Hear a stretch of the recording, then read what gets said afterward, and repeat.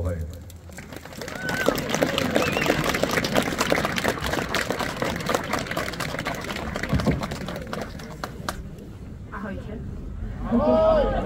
Mám väčšiu tému ako v Košiciach pred 2 týždňami.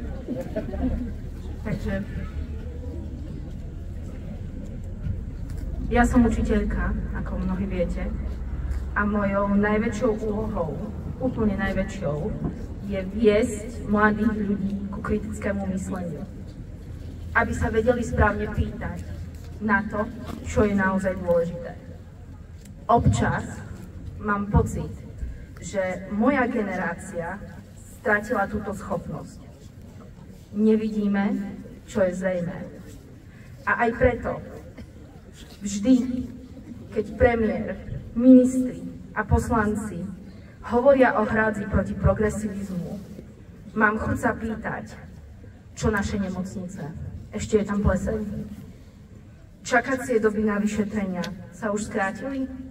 Prístup k špecialistom? Prečo sa ako občania skladáme na rekonštrukciu neonatologických oddelení cez Dolnino?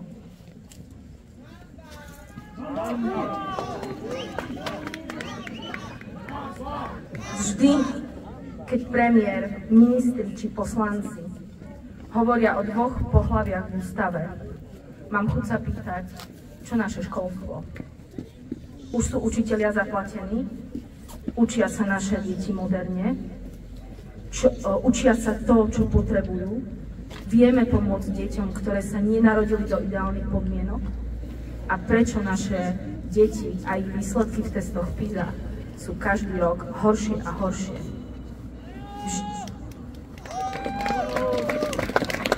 Vždy, keď náš premiér, ministri či poslanci hovoria o Majdane a Puči, mám chuť sa pýtať, ako sa má diaľnica do Košíc.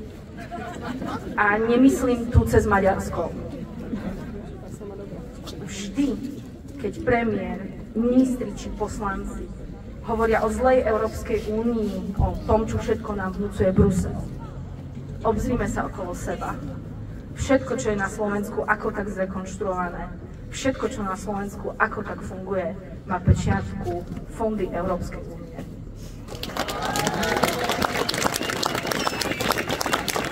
Ak nevieme čerpať, pýtajme sa, kde tieto peniaze miznú a vďaka komu. Pýtajme sa na korupciu. Vždy, keď náš premiér, ministri a poslanci nás zabávajú hymnami a namiesto toho, aby pracovali, mám chuť sa pýtať, či už v tomto štáte funguje kataster.